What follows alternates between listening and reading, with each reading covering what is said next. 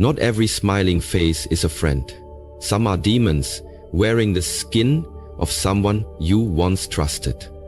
There comes a time when the people closest to you begin to reveal who they really are, not through their words, but through their energy, their actions, and the way your soul reacts when they enter the room. This isn't about superstition.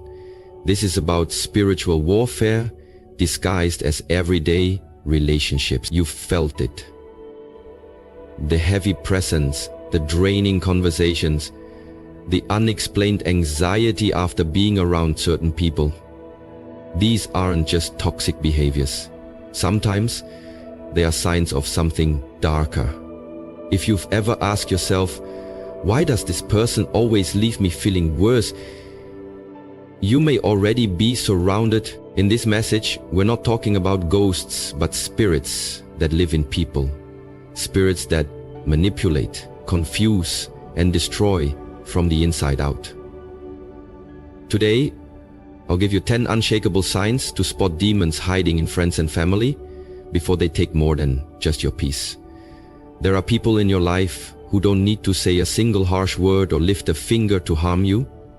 Just being in their presence drains your spirit like a leaking vessel, and you can't quite explain why. You walk into the room feeling fine, maybe even optimistic, but after spending time with them, your energy is gone, your mood has dropped, and your peace is disturbed.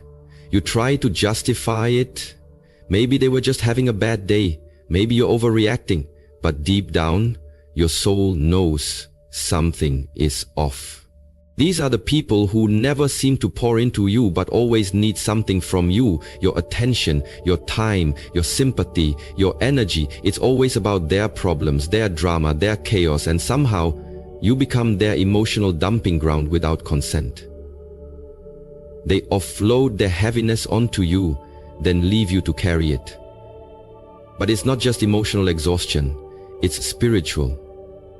Your body can't see it, but your spirit can feel it. These are the kinds of people who wear the face of a friend or family member, but underneath, there's something darker, feeding off the light inside you.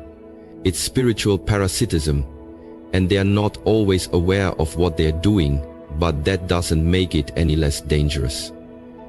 You have to stop asking if you're being too sensitive and start asking why your soul keeps sounding the alarm around certain people. That discomfort is a warning.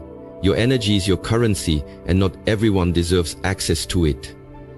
Start paying attention to how you feel after every interaction. Do you feel lighter or heavier, encouraged or anxious, whole or hollow? Demons don't always come screaming with red eyes and horns. Sometimes they show up with a smile, speak in calm tones, and call you family. But if every encounter leaves you more disconnected from your peace, your purpose, or your power, it's time to recognize that this isn't just a toxic relationship, it's spiritual sabotage. You don't need to fight them, argue with them, or try to fix them. You just need to walk away and reclaim your energy. Your spirit already knows what your mind is trying to deny. Not everyone around you is good for your soul, and some are feeding on it. Protect your peace. Guard your energy. Your life depends on it. They twist the truth to divide you, subtly, skillfully, and strategically, like a snake that coils around your relationships until the life is squeezed out of them. These people don't lie outright because that would be too obvious. Instead, they distort reality just enough to sow doubt in your mind and suspicion in your heart. They play with half-truths, out-of-context statements, and emotionally charged stories that paint others in a dark light, all while presenting themselves as the innocent observer or the concerned friend. Their weapon is suggestion. I don't want to say anything but. Or, maybe you should keep an eye on them. They don't seem trustworthy. Little phrases designed to create cracks in your trust, isolate you from people who actually care, and make themselves your sole emotional anchor. And once you begin to drift away from those who protect your spirit, you become vulnerable, dependent, and easier to manipulate. This is how demons operate. Not with obvious conflict, but with quiet confusion. They stir the pot just enough to trigger emotional reactions and then step back as chaos unfolds, pretending they had nothing to do with it. They know that if they can fracture your foundation, your support system, your circle, your clarity, they can influence your perception of reality. You'll start questioning the intentions of good people, believing lies over facts, and slowly adapting their narrative as your own. That is spiritual warfare disguised as conversation. And the most dangerous part? These people often appear deeply loyal, even loving. They tell you they have your back, that they're just being real or honest. But what they're really doing is planting spiritual poison between you and your peace. You'll begin to wonder why you're feeling more paranoid, why you're second-guessing relationships that once felt solid, and why your world feels heavier, until you trace it back to one person who always seems to be the common denominator in every broken bond. That's not a coincidence. That's a calculated disruption. Demonic spirits don't always scream, they whisper. They gaslight, they charm, and they divide. When someone consistently brings division but never resolution, constantly highlights flaws in others but never owns their own, understand this: they're not trying to protect you, they're trying to isolate you. And once you're alone, they own you. Wake up, protect your relationships, and most of all, protect your mind from the lies that come dressed as concern. They celebrate your weakness, not your strength, and if you're not paying close attention, you mistake their false concern for real support. These are the people who clap the loudest when you're broken, but go silent when you start to heal. They're right there to comfort you when you've hit rock bottom, when your heart is shattered, when your plans fall apart. But the moment you begin to rise, to gain clarity, to walk in confidence, their energy shifts. Suddenly, they're distant, sarcastic, dismissive, or even resentful. Why? Because your strength threatens their illusion of superiority. Your power exposes their insecurity. As long as you're struggling, they feel needed, relevant, even elevated. But when you stand tall, they feel small. So they prefer you dependent, not independent, uncertain, not empowered. And that's the twisted truth. They don't truly love you. They love the version of you that makes them feel better about themselves. They love the broken you because it doesn't challenge them. They love the version of you that doubts your worth, that seeks their approval, that remains in a state of emotional debt. But when you start setting boundaries, prioritizing yourself, dreaming bigger, and stepping into your purpose, they can't hide their discomfort. They may disguise their jealousy as humor, mocking your ambition, calling your progress a phase, or belittling your dreams as unrealistic. They'll say things like, "Don't forget where you came from," not out of love, but as a subtle reminder to shrink back down to the level they are comfortable with. Deep down, they don't want to see you win unless they're above you in the process. And that's how you know you're dealing with a spirit, not just a person. A spirit that fears light, that feeds on insecurity, and that celebrates failure as long as it keeps you tied to them. You need to watch how people respond not to your pain, but to your healing. Anyone who feels more connected to your weakness than your growth is not a friend. There is spiritual liability. Demons won't always try to destroy you with rage. Sometimes they'll destroy you with comfort. But comfort in your brokenness is not love, it's control. Stop confusing pity for loyalty. Pay attention to who supports your power, not just your pain. Because real love doesn't fear your strength, it fuels it. They disrespect boundaries repeatedly, not because they don't understand them, but because they believe the rules don't apply to them when it comes to you. These are the people who hear your no and treat it like a negotiation. You say you need space and they crowd it. You say you're busy and they demand your time. You set a limit and they take it as a challenge. This is not miscommunication, it's a spiritual trespass. When someone consistently steps over the lines you've drawn to protect your peace, your time, your energy, they are revealing a deeper truth. They don't value your autonomy, they value their access to you. And access without respect is exploitation. These individuals operate with a spirit of entitlement. They feel entitled to your time, your presence, your attention, and your emotional bandwidth, even when you've made it clear that you're running low. They disguise their intrusions as love or concern, but at the core, it's about control. Boundaries threaten people who seek power over you. They can't manipulate what they can't reach, and so they push, little by little, testing your resolve, waiting for you to cave in like you always have. They use guilt to make you second guess your right to protect your peace. They'll say things like, "You've changed," or "You're being distant," when in reality, you've simply stopped allowing them to take from you without permission. And that's the thing about boundaries. They don't just protect your peace, they expose who never respected it in the first place. Anyone who reacts to your limits with anger, passive aggression, or emotional withdrawal is revealing that their connection to you was based on convenience, not mutual respect. And when you try to assert your spiritual and emotional sovereignty, they feel personally attacked because in their world, your availability defines your value. But hear this clearly.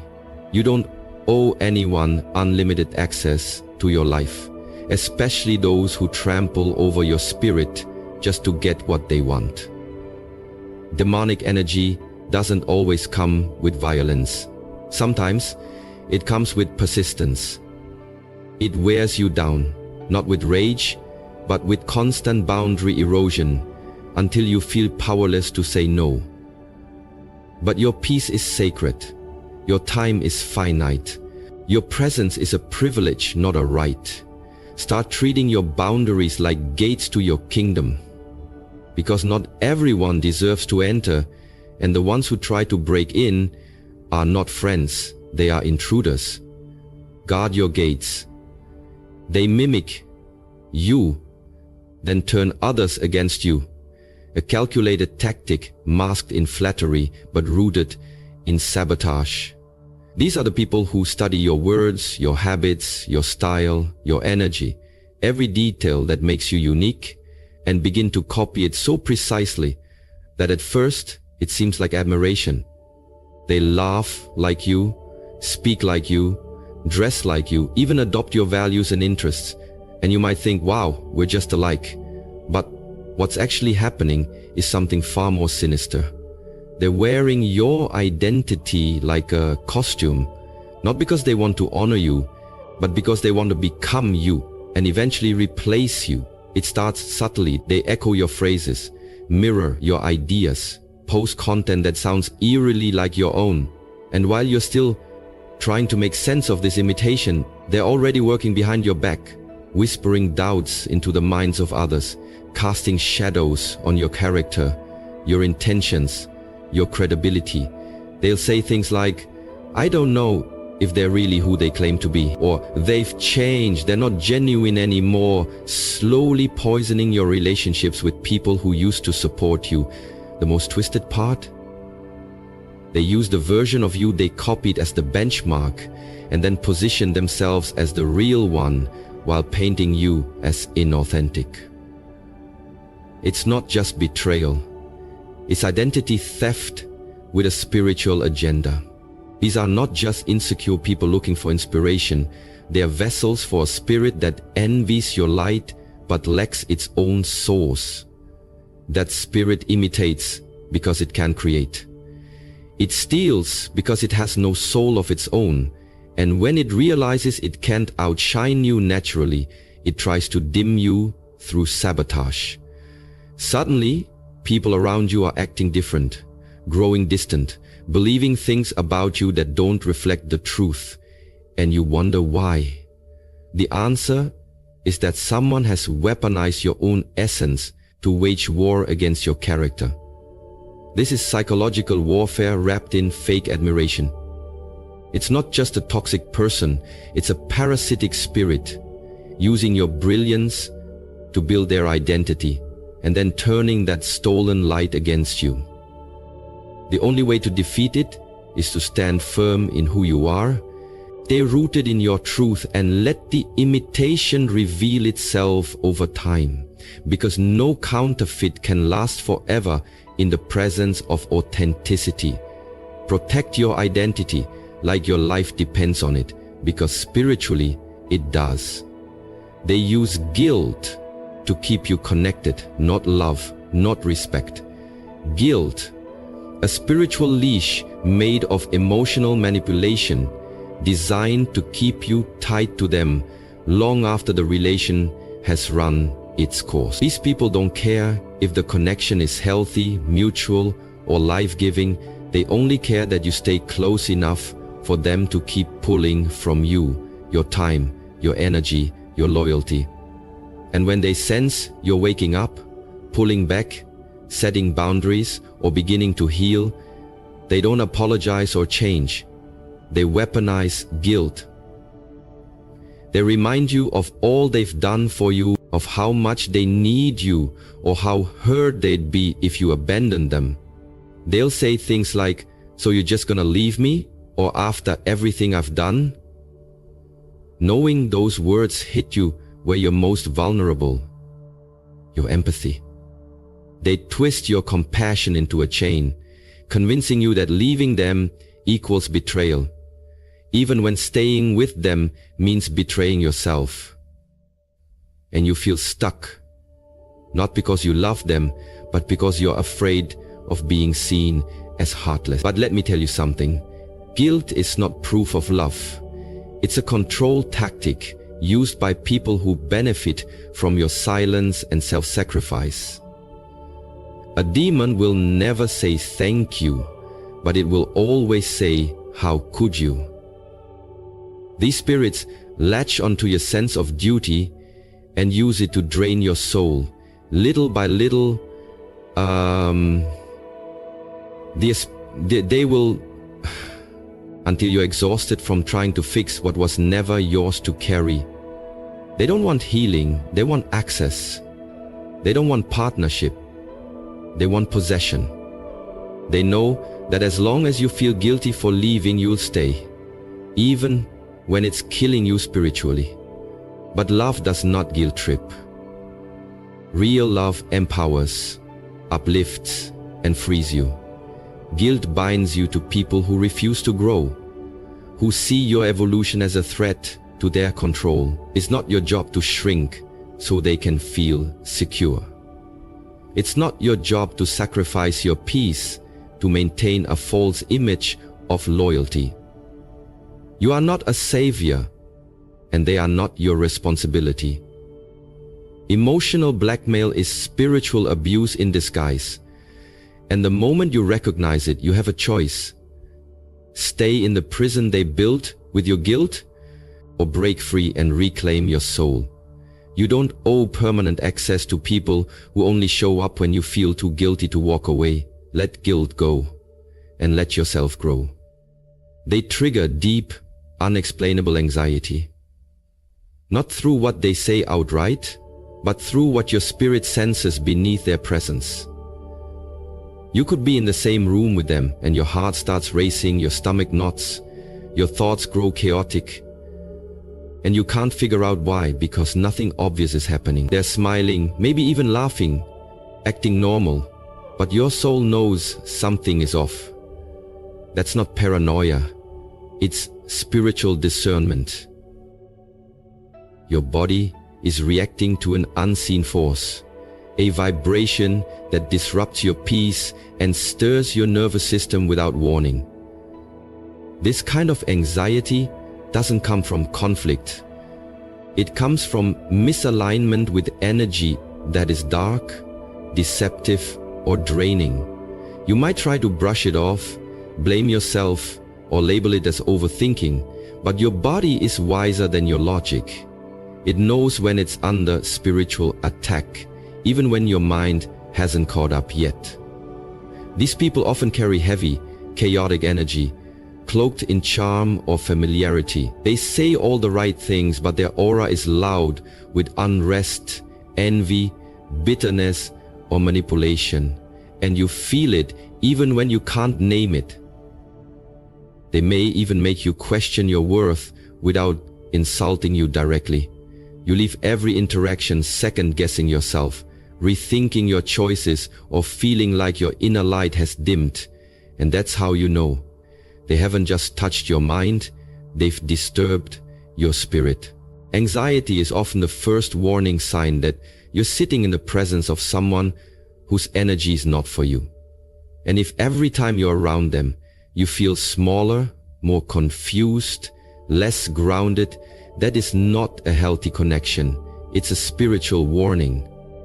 These are the people who seem to be nice on the outside, but they carry unresolved demons that cling to them and search for open doors in you. When you feel this kind of anxiety, don't dismiss it.